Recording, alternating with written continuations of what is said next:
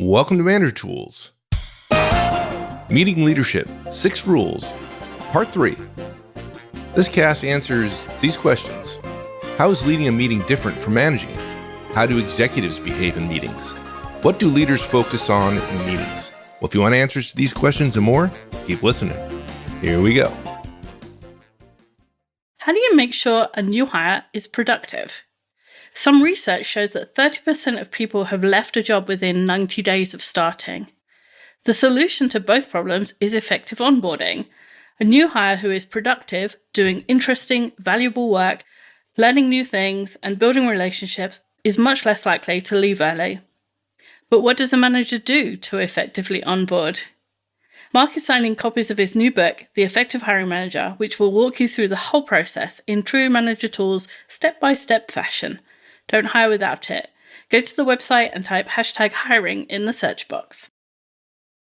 That whole FedEx thing brings up, I think, our next point, or leads cleanly to our next point, which is speak last. And the idea that if the boss says something, people glom onto it immediately, and then they shut up and they don't share their ideas because they assume that what you've said is what we're going to do. And so speaking last can improve the energy in the room and the good ideas that come from people participating. Yeah. Look, leaders know that if you're going to add value in meetings, don't add too much and don't add it too soon. Then the way to achieve both of those things behaviorally is to speak last on any topic that comes up. And there are basically 2 ways to make this happen more often. One of the simplest ones, I don't know why more people don't have this, is one of the ground rules is manager talks last.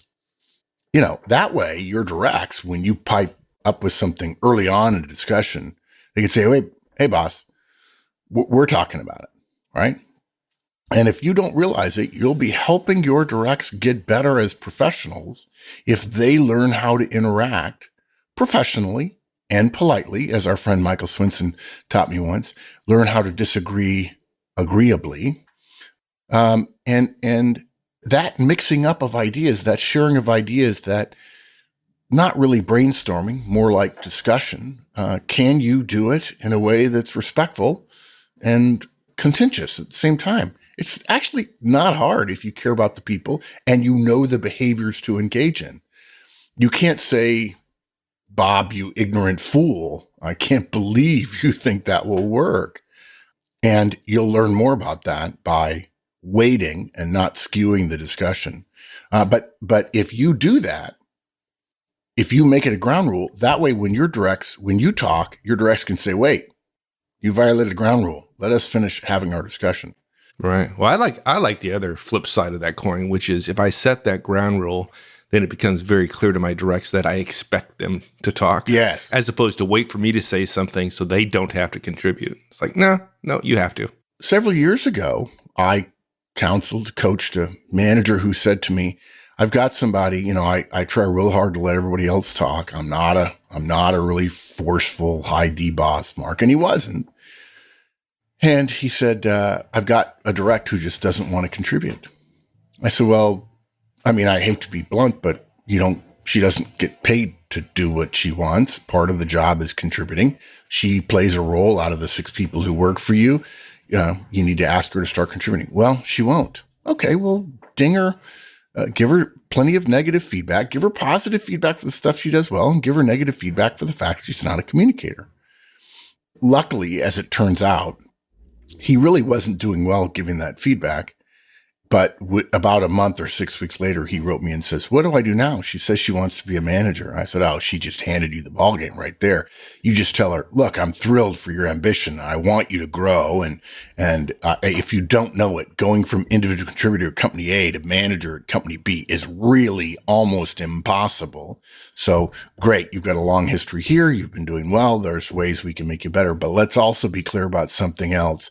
Your penchant for not contributing is absolutely a disqualifying, never out of the starting block. You'll never, ever become a manager with that issue.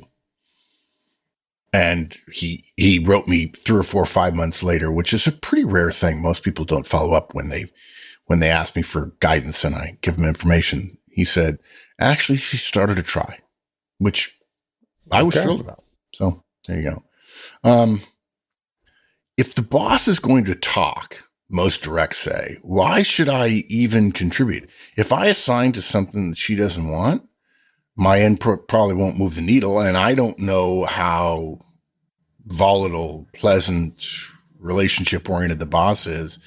There are bosses who say, hey, go ahead and tell me how you really feel, and then punish you when you disagree with them. So the second thing to do is pretty simple, that's just learn to wait.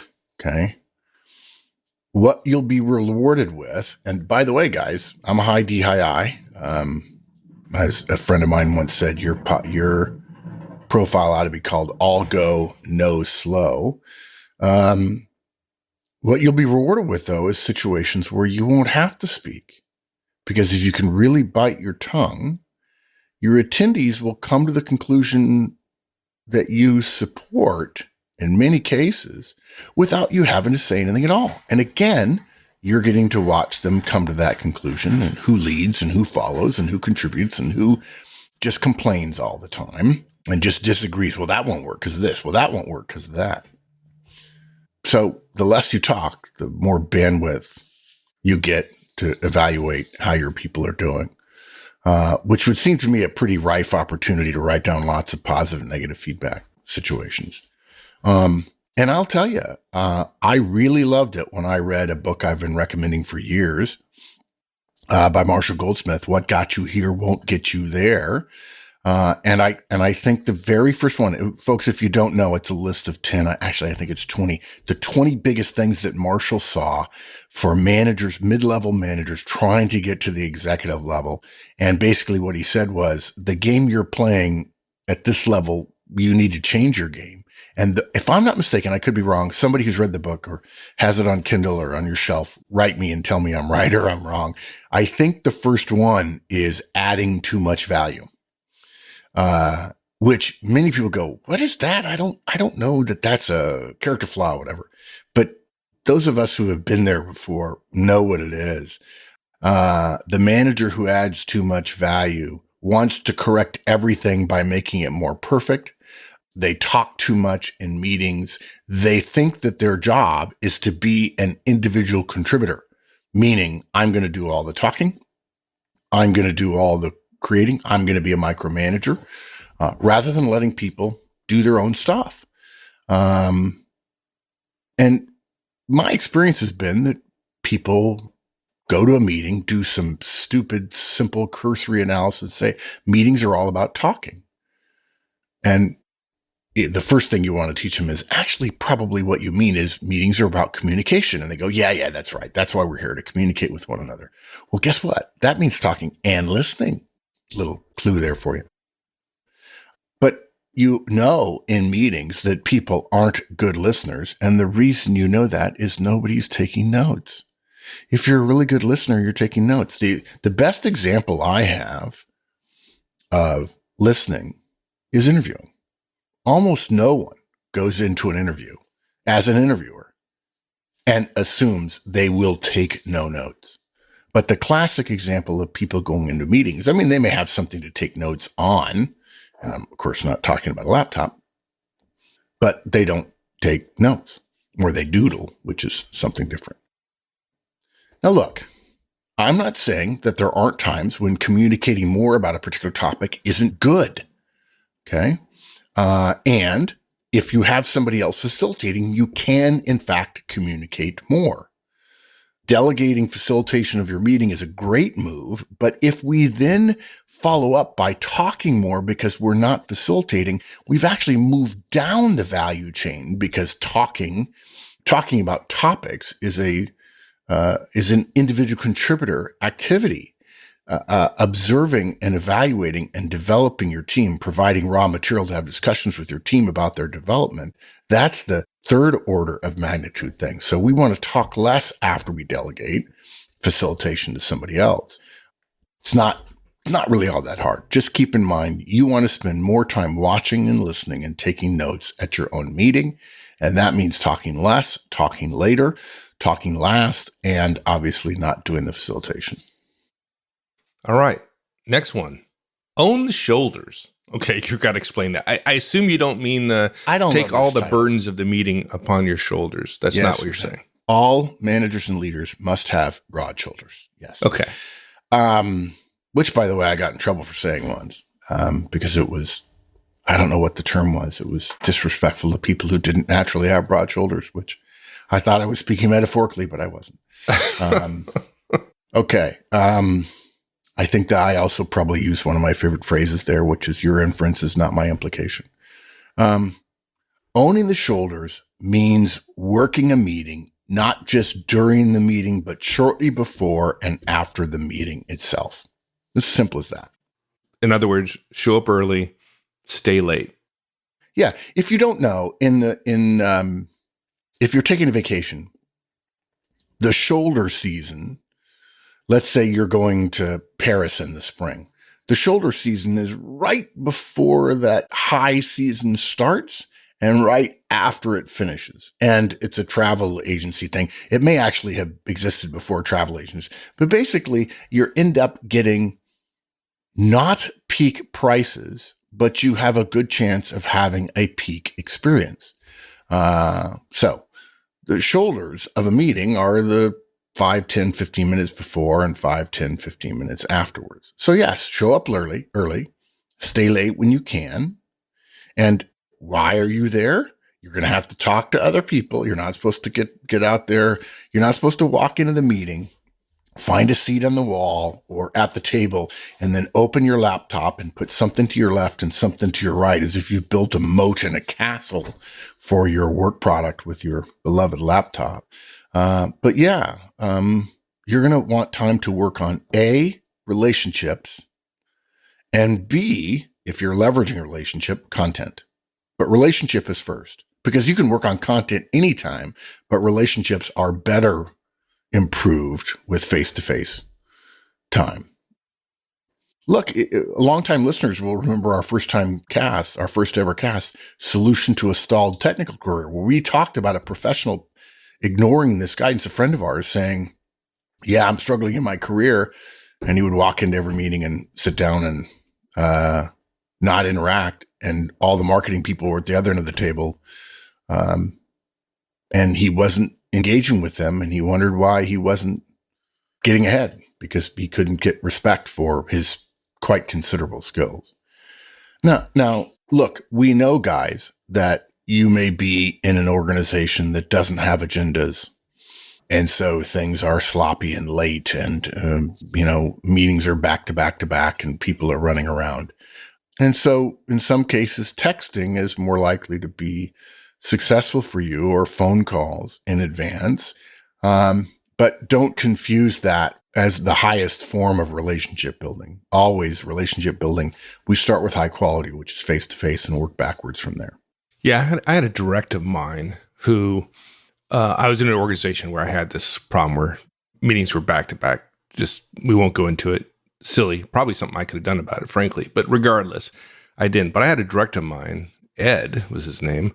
He was a pretty smart dude. What he would do is every time I had a meeting, he would come to my office, if that's where I was, or my other meeting, wherever that was, and he would walk with me to my next meeting.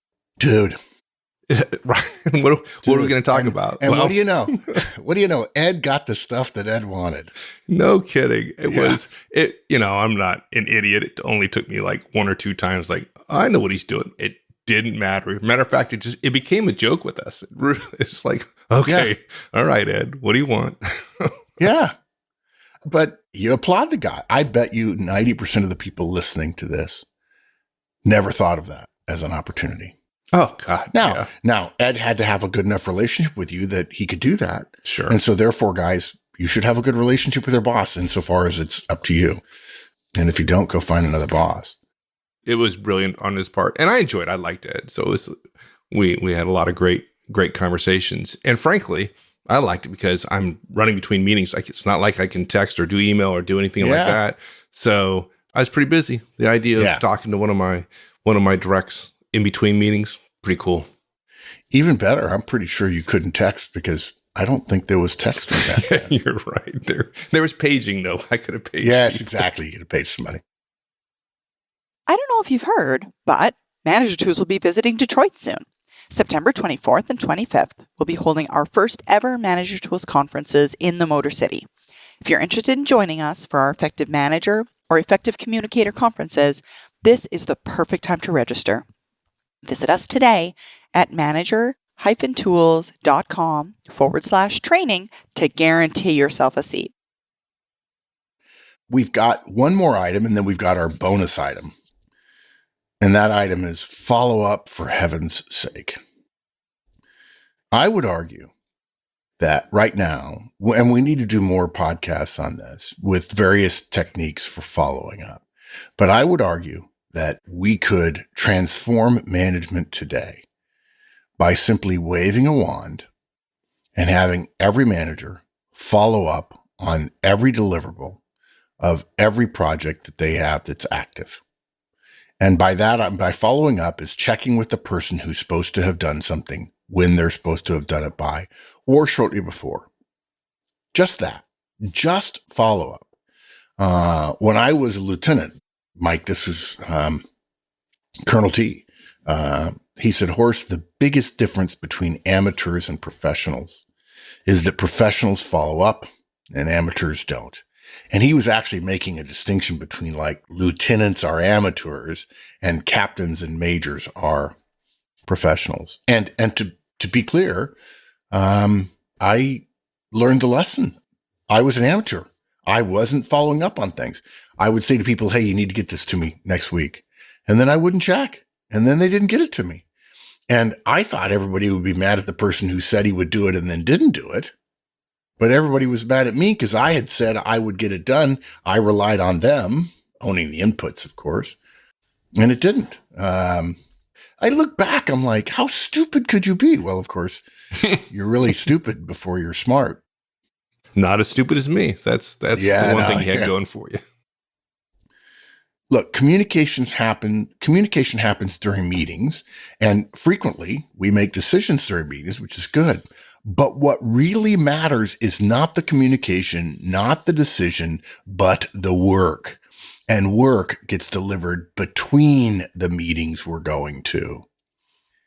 It would be a real shame to work so hard to get what you want at a meeting and then waste it by not following up. And you might say, well, I shouldn't have to follow up. People say they would do that thing, so therefore they should do it. And I shouldn't have to follow up. Yeah, should will get you really far in the world.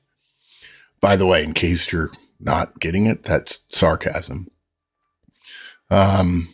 Follow-up starts with note-taking during your meeting.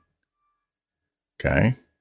Don't expect the meeting facilitator or note-taker to capture everything. Who cares what they capture? You want to capture what you want to capture. Now, look, if you have a well-run team and this is your team staff meeting and you know people are going to capture all the deliverables and they're going to highlight them a certain way and they're going to get them out within 24 hours. Because by gosh, if meeting notes don't come out with 24 hours, now that's a burden on the person who said he or she would do it, and it's going to take a lot longer than you think. You need your own notes. I promise you, you need your own notes. What are we taking notes on? Who is going to do what by when? Which, for those of you who don't know, is a Hall of Fame cast we have called Horstman's Law of Project Management. One of the ways to encourage deliverables getting done is post-meeting shoulder interaction. Okay? So, you come out of the meeting, say, hey, Bob, just real clear, you agree to do so-and-so by Friday. Yep, got it, boss. And, I don't know, people tell me all the time that they really need a system for this, but I don't need the system for it other than saying, make a note on your calendar when who is going to do what is supposed to have it done by.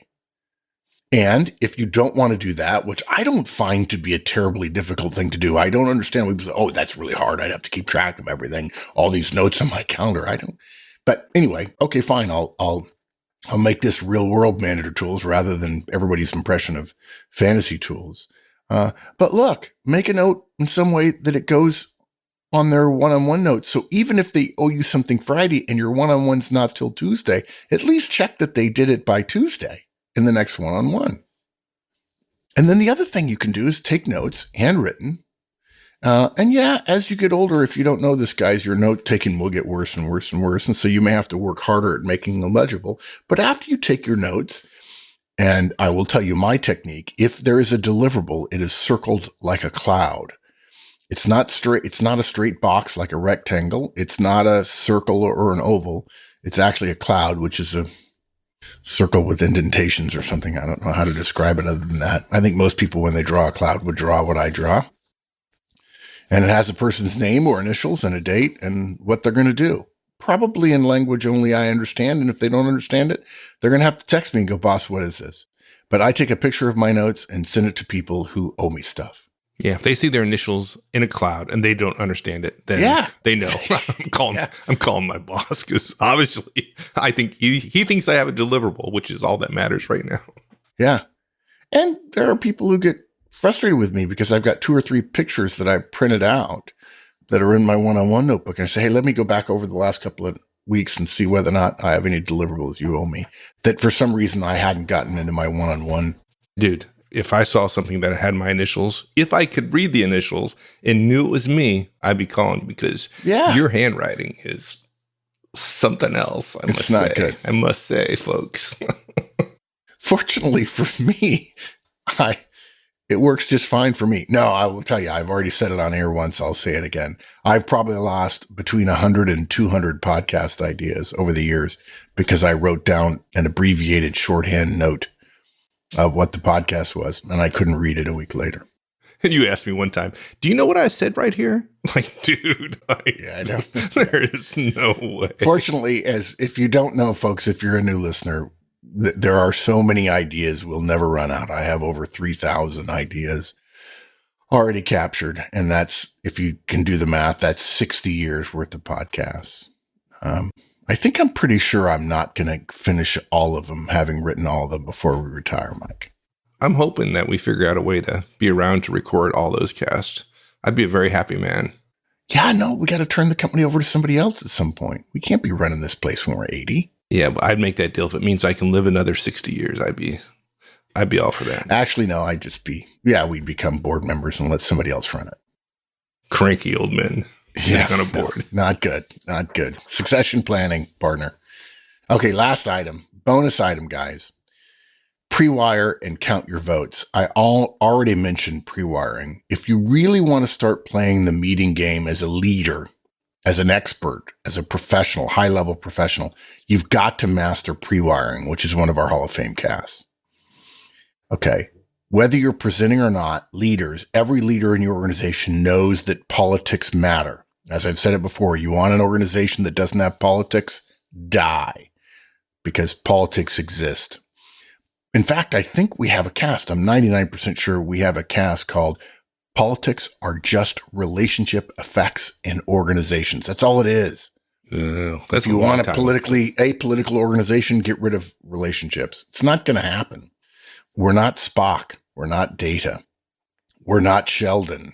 Talk about just share at a high level pre-warn. Because I mean, if we promised a bonus, the bonus can't be, oh yeah, there's another podcast. Go listen to it, because that's always true.